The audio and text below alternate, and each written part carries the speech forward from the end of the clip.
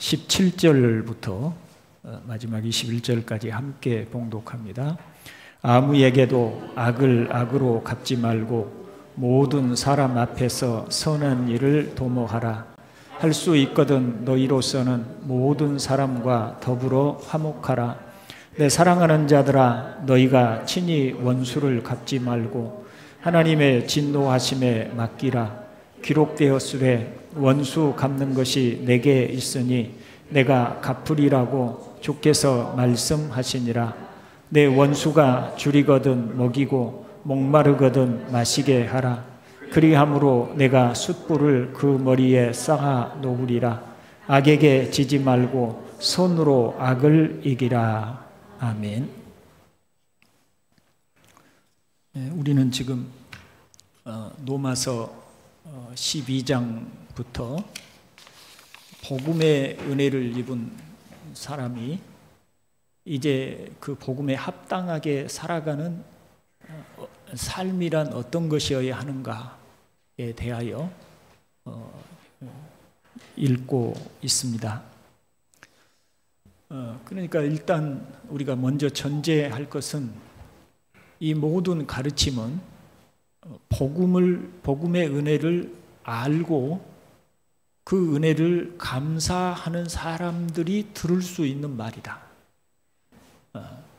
복음의 감격에 젖어 있지 않는 사람들, 복음의 은혜를 깨닫지 못한 사람들은 사실 이런 말씀들을 듣는다는 것이 어려운 일이고 또 공감하기가 쉽지 않은 것이죠.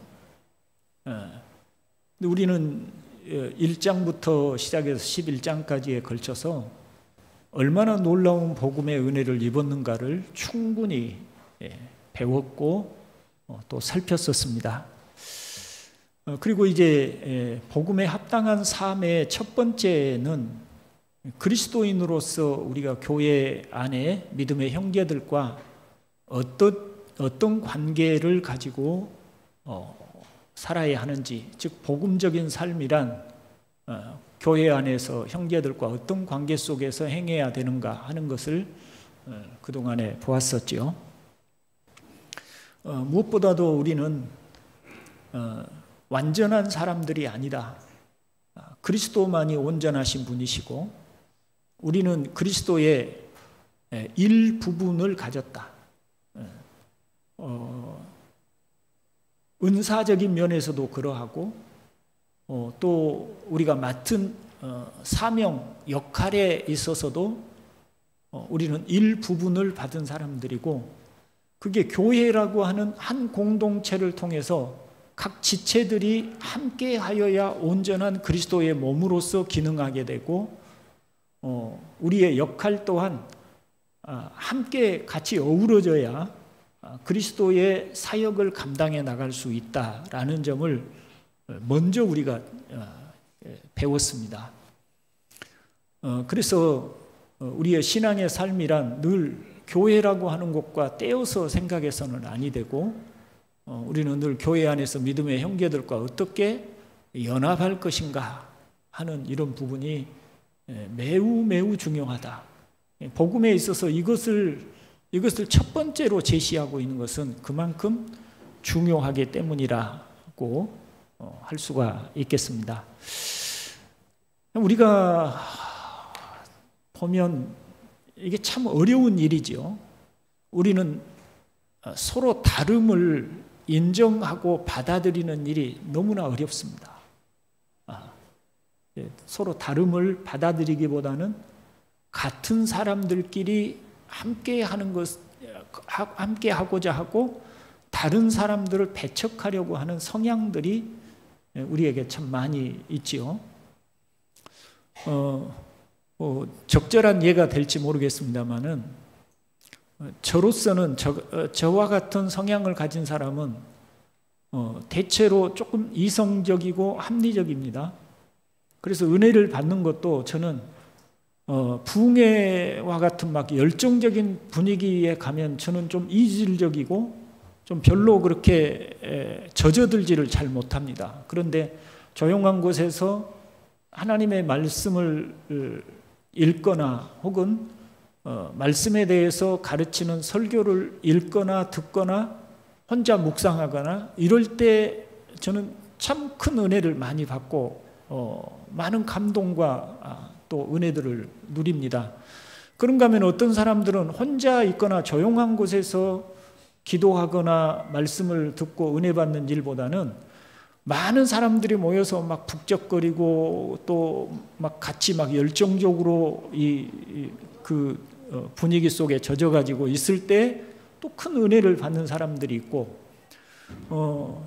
저 같은 사람은 책을 통해서 그 은혜를 누림이 크다면, 어떤 사람들은 찬송을 부르다가 거기에 있는 어떤 한 단어에 꽂혀서도 얼마든지 큰 은혜를 받아서 누리기도 하고, 이렇게 우리가 참 다양합니다. 그렇기 때문에 우리가 마음을 넓히지 않으면 그 함께 하는 일이 참 어렵고, 연합이라고 하는 것이 정말 어려운 것이죠. 모두 다 저와 같은 성향이면 다 저 같은 사람에게 은혜를 받겠지만, 저 같은 사람들이 다 아니기 때문에 어떤 사람은 저와 같은 환경에서 은혜를 받는 사람들이 있는가 하면 어떤 사람들은 다른 환경에서 은혜를 받는 사람들이 있으므로, 우리가 왜 너는 그렇게 하느냐, 너는 왜 신앙생활을 그렇게 하느냐라고 다른 사람을 쉽게 우리가 배척하기가 쉽지요. 그런 면에서 저와 여러분이, 저도 마찬가지고 우리가 마음을 좀 넓혀야 할 필요가 있고, 또 우리가 서로를 용납하는 일이 굉장히 중요하다는 점을 말씀드리지 않을 수가 없습니다. 근데 그게 참 쉽지 않은 일이기에 늘 복음의 은혜로 우리를 새롭게 하지 않으면, 우리를 일깨워 주지 않으면 안 되는 것이죠.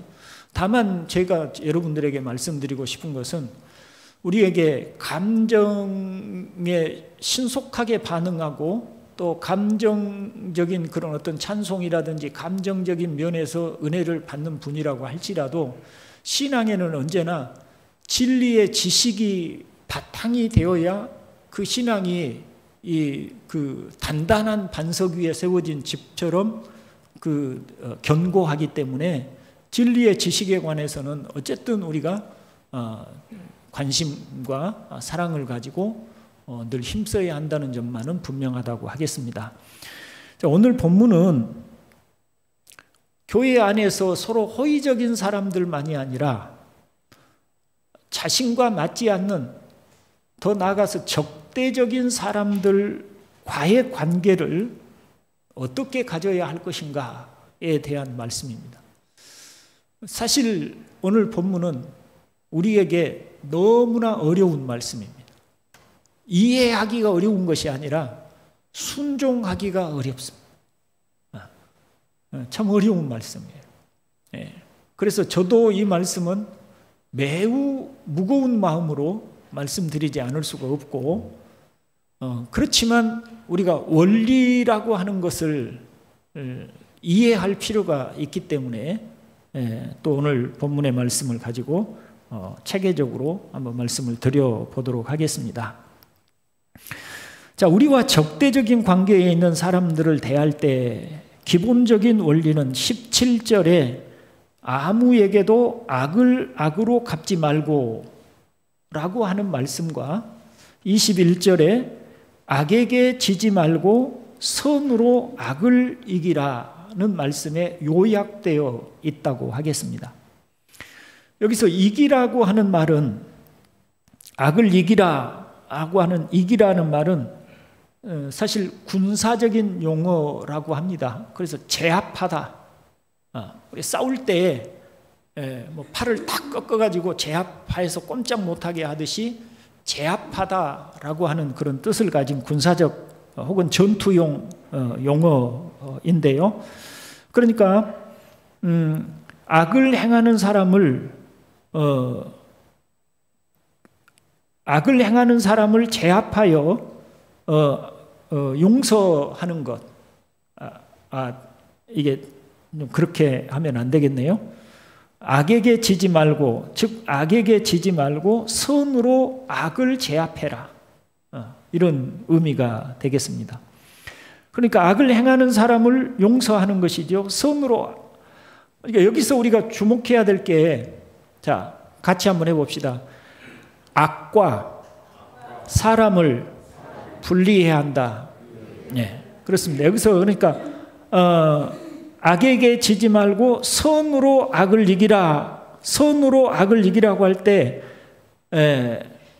사람을 이기라는 것이 아니고 그 사람 속에 역사하는 악을 제압해라고 하는 의미가 되는 것이니, 먼저는 사람과 악을 분리해서 생각을 해야 된다는 것이죠. 만일 악과 사람을 동일시하게 되면 악을 제거하기 위해서 그 사람과, 악을 행하는 사람과 대적하여 제압하려고 할 때 도리어 자기 자신이 악에 빠질 수 있죠. 악한 사람을 제압하기 위해서 그 사람을 제압하려고 하면 내가 악을 행해서 그 사람을 제압해야 할 경우가 생길 수 있다는 것이죠. 그래서 나도 악의 도구가 되어버릴 수 있다. 이런 말이 됩니다. 그래서 악이라고 하는 것이 나에게도 역사해서 나도 악을 행하는 자가 되게 할 수 있다. 그래서 악과 사람을 분리해야 된다라고 하는 명제를 하나 우리가 볼 수가 있다는 것입니다. 여기서 말하는 악은 로마서 7장에서 하나의 세력으로 세력을 말하는 죄와 유사한 말이라고 할 수 있겠습니다. 오호라, 나는 공고한 자로다. 누가 나를 이 사망의 몸에서 건져내랴. 내 마음으로는 하나님의 법을 즐거워하는데 내 속에 또 다른 법이 있어서 그 법이 나를 제압하여 악에게로 끌고 가는도다. 죄에게로 끌고 가는도다.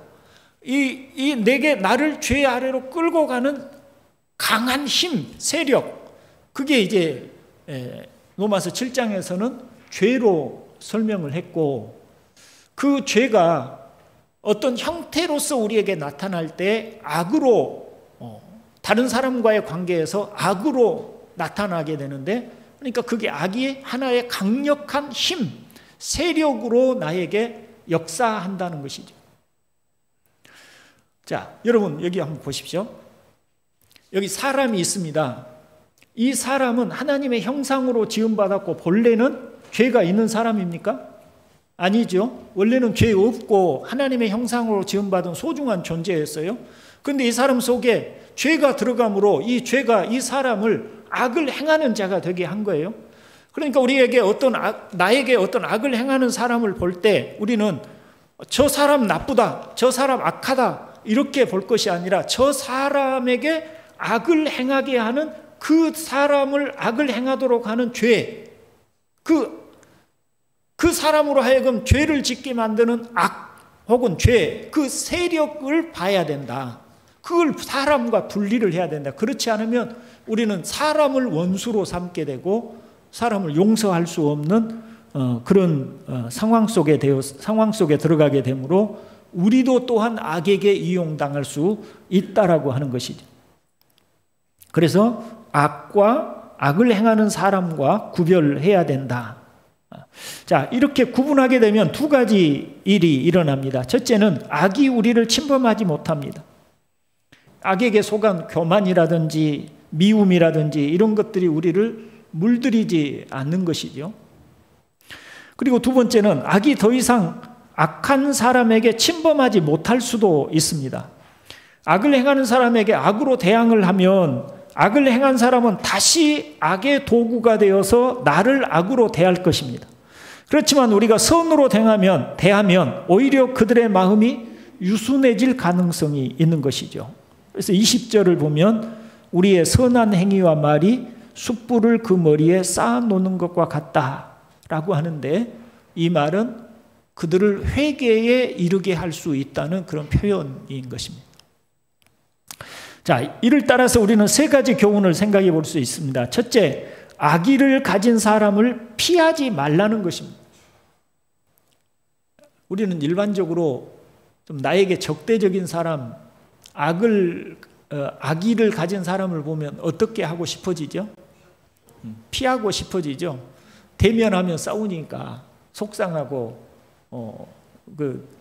화가 나고 그러니까 이왕이면 저 사람 얼굴 안 보면 되겠지 이렇게 합니다.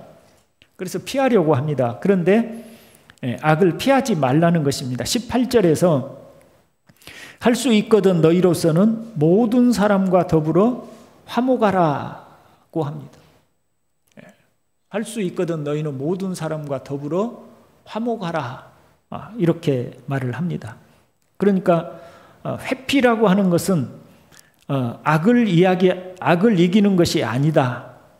그래서 악의를 가진 사람을 피하지 말라. 두 번째는 말과 행동으로 사랑하라는 것입니다.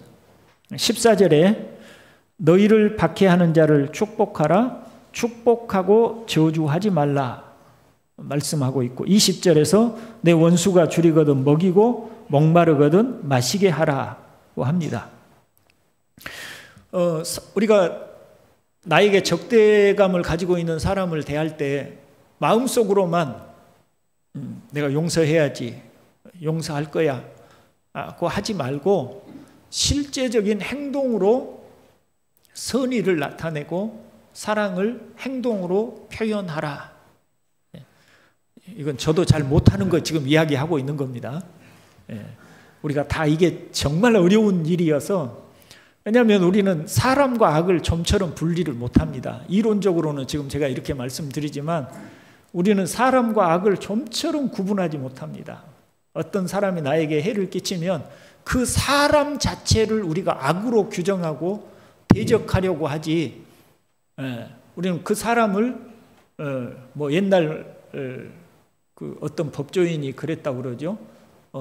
이 죄인을 사람을 미워하지 말고 죄를 미워하라 그랬다고 하는데 우리가 죄와 사람을 동일시하려고 하지 구분하려고 잘 하지 않거든요. 그리고 잘 안 됩니다. 그게 그렇지만 이게 하나님이 우리에게 선으로 악을 이기는 길이라고 그렇게 가르쳐주고 계시는 것입니다. 우리가 이 부분은 참 쉽지 않지만 많이 우리가 생각하고 또 어쨌든 이해를 해야 할 것이라고 여겨집니다. 말과 행동으로 사랑하라고 하는 교훈이고 세 번째, 안갚음을 하지 말아야 한다. 19절에 너희가 친히 원수를 갚지 말고 안갚음을 하지 말라고 합니다. 자, 바울은 이렇게 말을 하고 있는 셈입니다. 누군가 악을 품고 여러분에게 잘못을 범하였는가? 그렇다면 당신은 이에 대해서 어떻게 대응할 것인가? 복수심으로 안갚음을 할 것인가? 아니면 넓은 마음으로 그들에게 좋은 일을 할 것인가? 이런 질문을 하고 있는 셈입니다. 이렇게 하는 일은 우리 힘으로는 가능하다? 아닙니다. 불가능한 일입니다.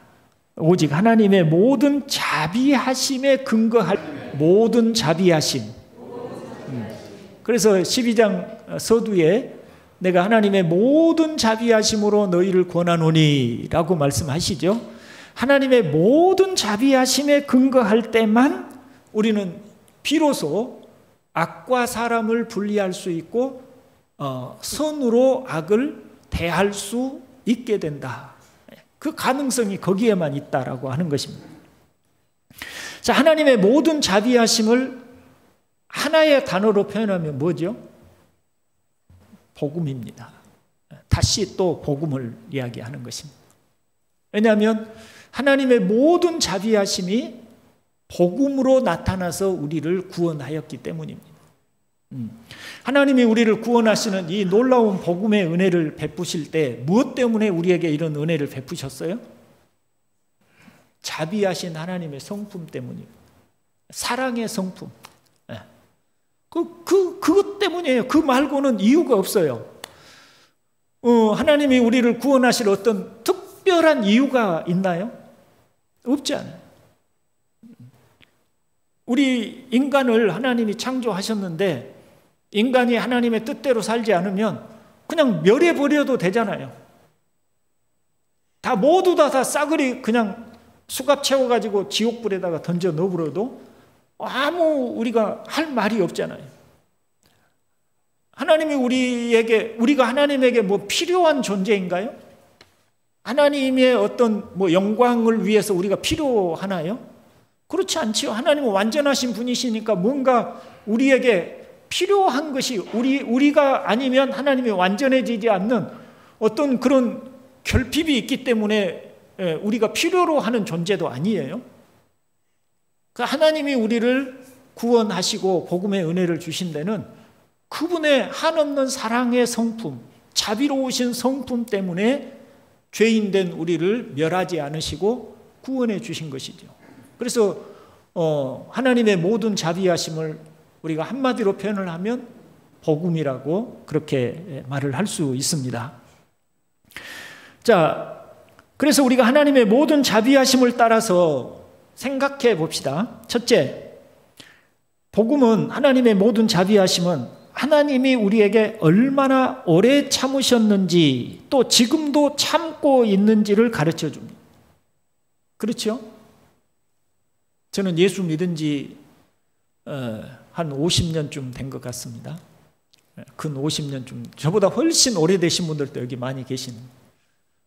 저는 원래 예수 믿는 사람이 아니었고 청소년기에 교회를 나오기 시작했고 뒤늦게 예수를 믿게 되었습니다. 자, 예수를 믿은 후에부터 시작해서 특히 저는 이제 목회자로 부름을 받아서 사역을 해오는 과정에 있었지만 지금 제가 살아왔던 삶을 돌이켜보면 너 참 잘 살았다. 너 참 바르게 참 애쓰고 잘 살았다. 수고했다. 이렇게 말할 자신이 없어요. 왜 그렇게밖에 살 수 없었을까? 왜 나는 그 정도밖에 될 수 없었을까? 왜 좀 더 주님 기쁘시게 하는 삶으로 좀 더 진리의 지식에 서서 내가 살지 못했을까?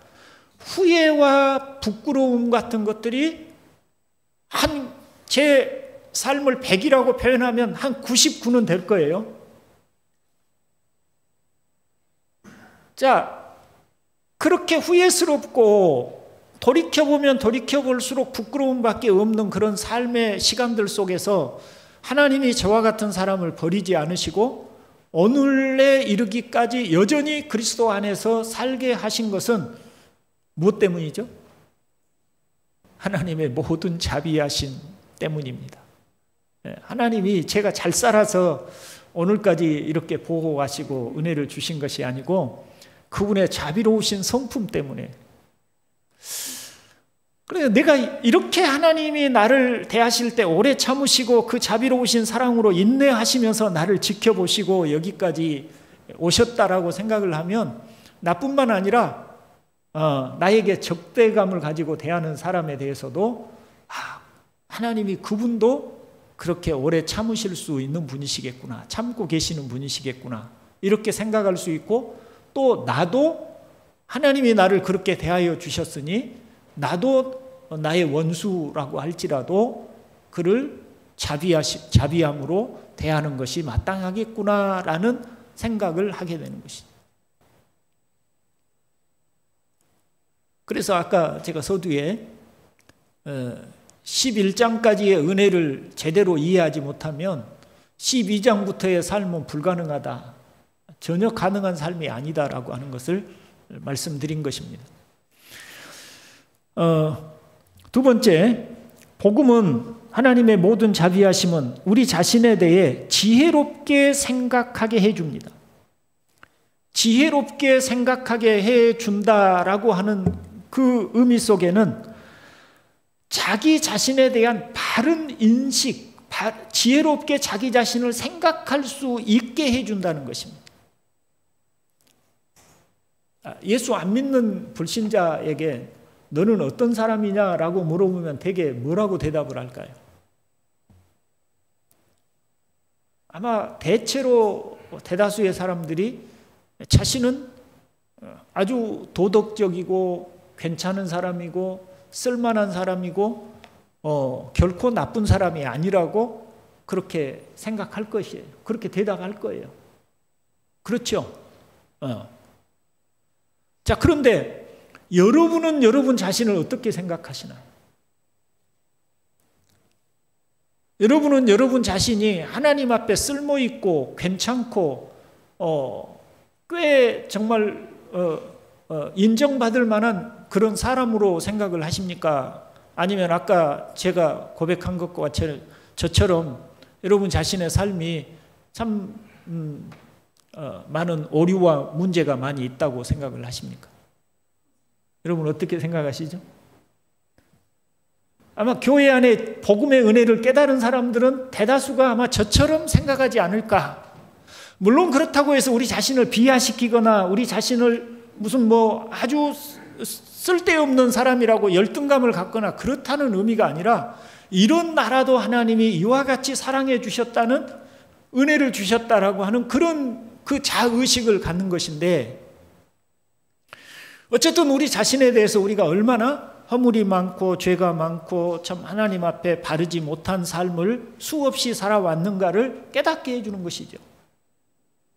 그러니 우리가 다른 사람을 정죄하고자 할 때 너는 왜 그 모양이야? 너는 왜 그 정도밖에 안 돼? 너는 왜 나한테 그렇게밖에 대하지 않느냐라고 상대방을 저주하고 비난하고 정죄하기 전에 우리는 나라고 하는 사람이 하나님 앞에 얼마나 부끄러운 삶을 많이 살아온 사람인가를 알므로 그에 대해서도 너도 그럴 수밖에 없는 사람이구나 라고 하는 이해를 할 수 있는 여지가 있는 것이죠.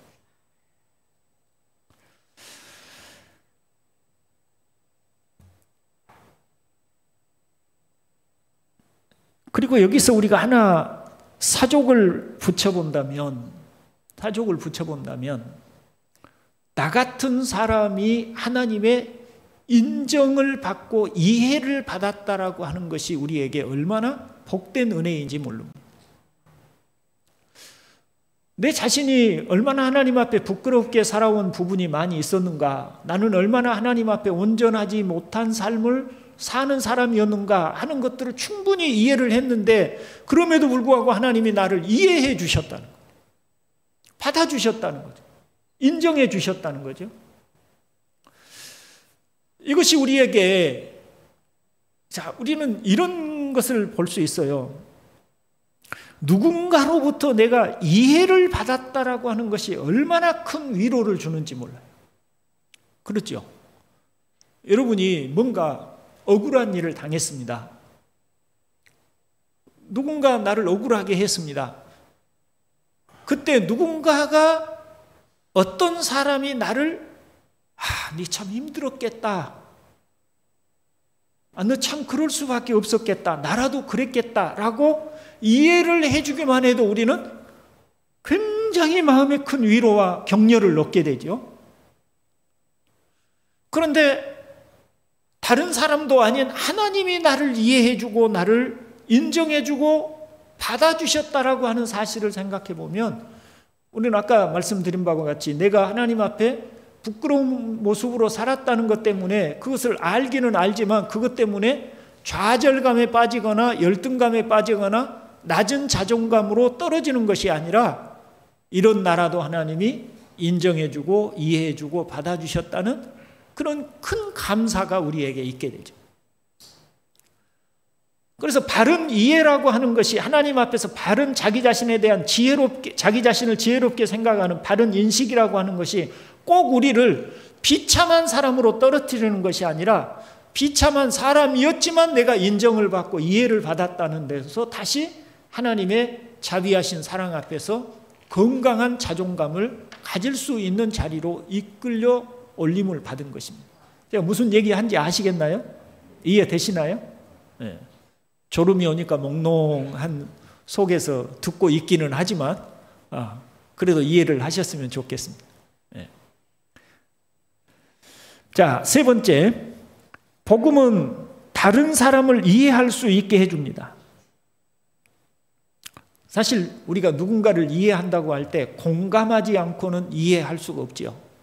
아무리 머리로 지식적으로 이해한다고 해도 내가 그 사람의 심정을 공감해 주지 않으면 우리가 충분히 그 사람을 이해했다고 말하기 어렵죠. 그런데 복음은 우리로 하여금 공감하게 해줍니다. 어떤 면에서 그럴까요? 예를 들어보면 여러분은 로마서 7장의 말씀처럼 하나님을 기쁘시게 하고자 하는 소원을 가지고 있습니까? 아닙니까? 가지고 있죠. 그럼에도 불구하고 그러면 하나님을 정말 기쁘시게 하는데 성공하나요? 물론 성공할 때도 있긴 있지요. 그러나 성공보다는 뭐 할 때가 많아요? 실패할 때가 많아요. 우리에게 어떤 내가 이해하지 못할 사람, 나에게 적대적인 사람, 그런 사람을 바라볼 때 우리가 저 사람이 왜 나한테 저래? 저 사람이 왜 나에게 이렇게 대하는 거지? 하고 우리가 그 사람을 미워하지 말라고 하는 것은 그 사람 또한 나에게 선을 행하고 싶은 마음이 있음에도 불구하고 자기 마음대로 그것이 안 될 가능성도 충분히 많이 있습니다. 여러분은 누군가에 대하여 항상 선으로만 대하십니까? 때로는 어떤 사람이 공연히 미울 때도 있죠. 물론 그 사람이 나에게 실수해서 내가 그 사람이 미울 때도 있지만 또 공연히 미울 때도 있고 또 실수 한번 했다고 해서 그 사람이 과도하게 미울 때도 있잖아요. 우리 사람이 참 그런 것 같아요. 지금 우리 교회 안에도 그런 모습이 그런 일이 있는 것 같은데 평소에는 멀쩡하다가도 나의 감정 어떤 부분을 탁 건드리면 그게 큰 것이 아닌데도 나의 감정 어떤 부분을 툭 건드리면 다른 곳에는 너그러운 사람이 그 부분에 있어서는 완전히 그냥 화가 폭발하고 분노가 폭발하고 그러는 경우들이 있잖아요. 저만 그러고 여러분들은 안 그런가요? 우리가 그렇단 말이에요.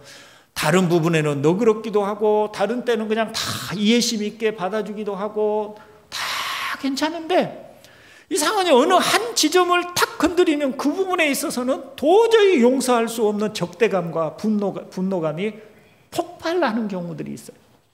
우리도 그래. 다른 사람은 안 그럴까요? 다 똑같은 사람이니까 그 사람도 어느 부분에 있어서는 그럴 수 있다는 것이죠. 그러니까 우리가 복음의 입장에서 생각해 보면 우리에게 악을 행하는 사람에 대해서도 이해할 수 있는 여지가 있죠. 저 사람도 자기가 어떻게 할 수 없는 그런 연약함이 있고 그런 죄가 있고 악이 있기 때문에 악이 나에게도 역사하듯이 저 사람에게도 역사하고 있기 때문에 우리가 그럴 수 있다라고 우리가 이해할 수 있는 여지가 있는 것입니다.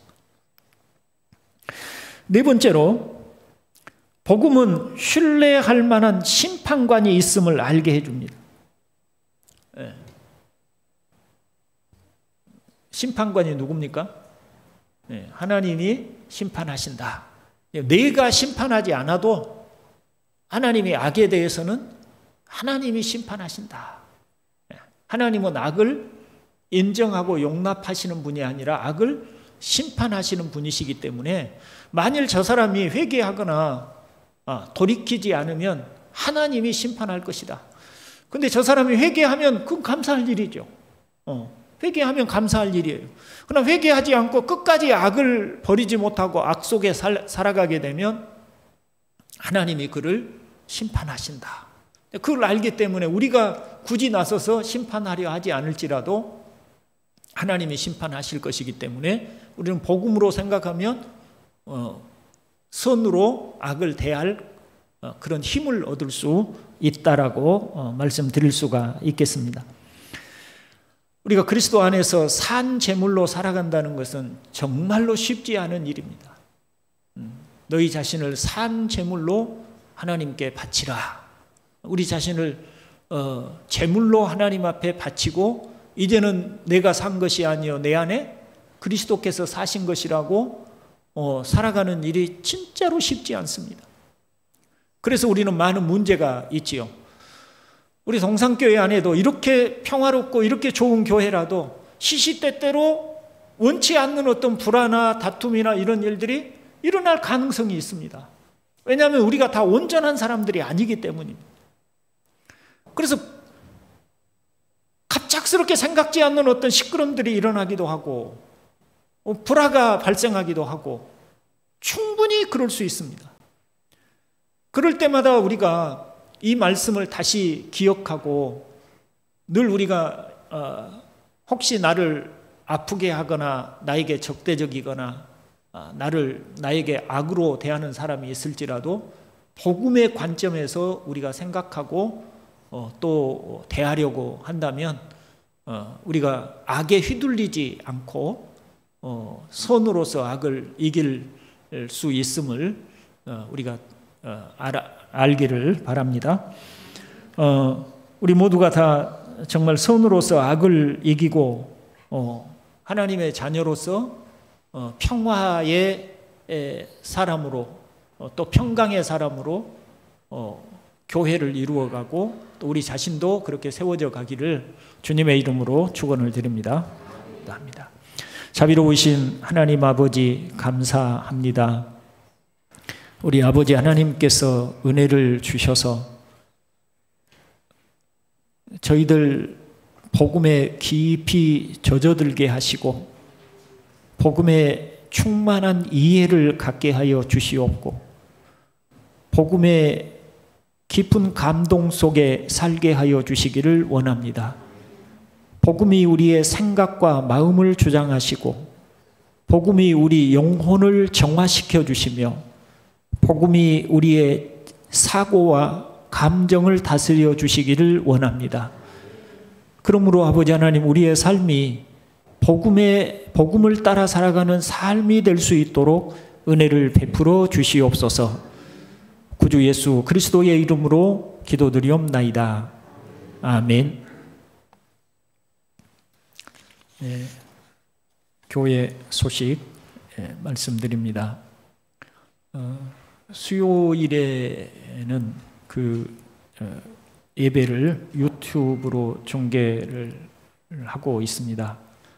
교회에 나오신 분은 또 감사하지만 나오실 수 없는 상황 속에 계신 분들은 또 유튜브를 통해서 이제 그건 뭐 소리도 나오니까 틀어놓고 일하시면서 틀어놓고 하셔도 들으실 수 있겠죠.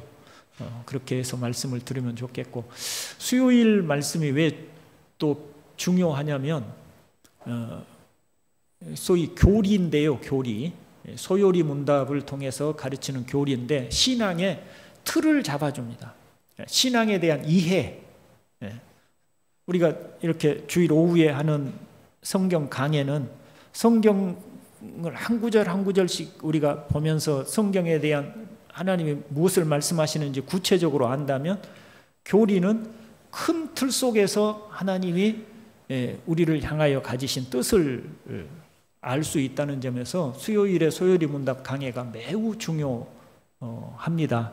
그래서 혹시 여러분들이 참여하셔서 같이 예배드리면 좋겠고 사실 지금 그 기도회 저희가 지금 시찰 부흥회를 위한 기도회가 뭐 이번 주 수요일과 다음 주일 그 다음 주일 수요일에 있는데 제가 양해를 구했습니다. 우리 교회는 수요일에 올해 처음으로 이렇게 유튜브를 통해서 가정에서 예배 드리기로 시작을 이제 막 했는데 기도에 우리가 참석을 하면 또 참여하지 못할 분들이 있고 그래서 우리는 수요일에 참여를 못하고 주일만 하겠다라고 그렇게 말씀을 드렸는데 그만큼 제가 수요일에 이 유튜브로 중계하면서 예배 드리는 것을 중요하게 생각하고 있다는 것을 이해를 해 주시기를 바랍니다. 그리고 이제 2월 2일 주일인데 오후에는 이제 그 탈북민, 그 우리 저 포스터 보셨죠? 탈북민이 오셔서 이제 간증해 주실 것이고, 그 다음에 월요일과 화요일 저녁 7시 30분에는 이제 총신대 총장으로 있는, 이분이 총신대 총장으로 가기 전에 부산의 부전교회라고 하는 큰 교회 목사님이셨는데, 제가 설교를 한번 들었거든요. 매우 정말 훌륭하신 그런 분이셨어요. 그래서 여러분들에게도 추천드리고, 우리 교회가 올해는 따로 부흥회를 하지 않으니 거기에 가서 많은 은혜를 받으실 수 있기를 바랍니다. 시간은 7시 반인데 나중에 광고 드리겠습니다만은 뭐 찬양이 있고 그러니까 한 7시까지라도 오실 수 있으면 좋겠고요. 다음 주일 오후에는 저희가 교회에서 이 말씀 듣는 것이 아니고 그 평안교회에 가서 연합기도회를 하게 될 것입니다. 부흥회를 준비하는 연합기도회를 하게 될 것이고요. 거기에 참석하게 될 것입니다. 그 연합기도회가 2시 30분에 평안교회에서 있는데, 저희가 뭐 식사하고 청소하고 뭐 1시 한 40분이나 50분쯤 출발을 하면 적절할 것 같습니다.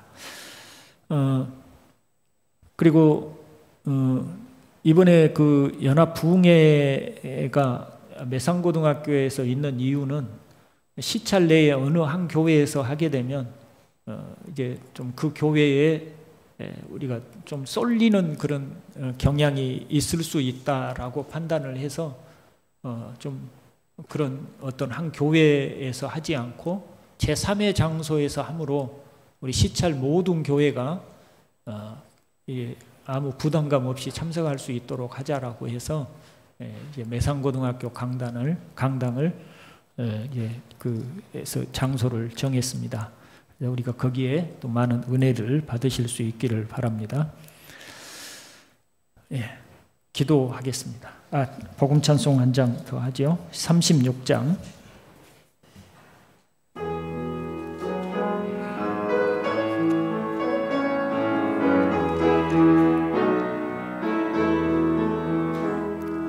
나의 등 뒤에서 나를 도우시는 주,